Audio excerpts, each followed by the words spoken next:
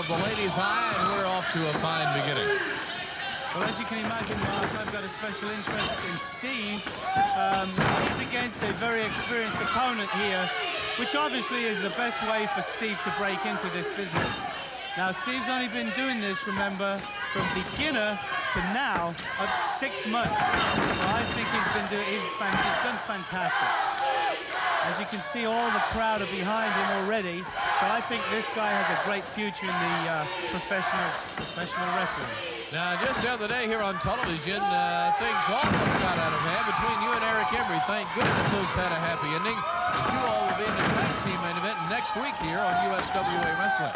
Well, you know that Eric and I don't know, I think it's Akbar. Akbar's the one behind this. He's the one telling his funkers to say this or do that. You see that? That guy just spat at Steve.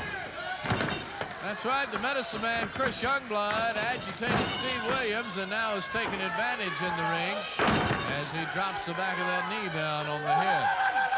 Anyway, back to Eric. You know, Eric and I were made to have our differences. We really didn't. We were blaming each other for forcing each other to lose. It was all pre-planned by Skandar Akbar. We're the best of buddies. We've been friends for a long, long time, so everything's really cool now. Down with the knee comes the medicine man, Chris Youngblood, the full-blooded Indian. He's in our first match here. Coming up later, you're going to see Kevin Von Erich against P.Y.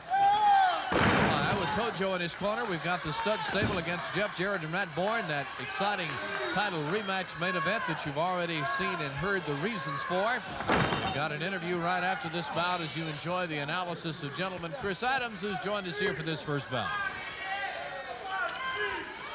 And what Steve has to do now, Mark, as a beginner in this, he has to gather his bearings and then start a uniformed plan. He can't just go haywire and hope to catch the guy off guard. He's got to be thinking right now at this point so that he can come up with a plan to weaken Youngblood and also hopefully pin him in the end.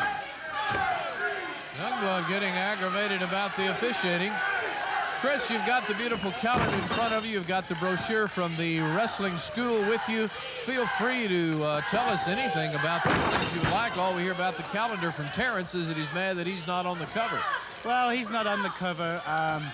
You know, they call them ginger beers in England. I'm not sure what they call them here, but I think Tony on the cover is a whole lot better. Oh, good move, Steve.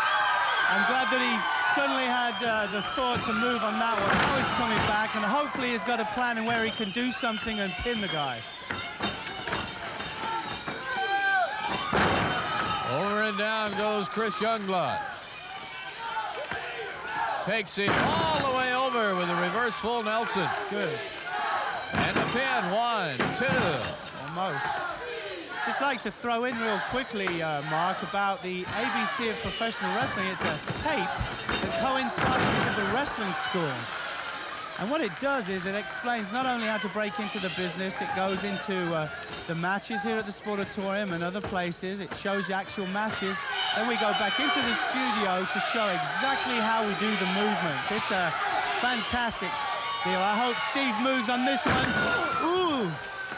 He did not. Here's the pin. The leg is hooked. 1, 2, 3, and Chris Youngblood is the winner. Chris, I want you to finish your thought on this, but let me make this announcement.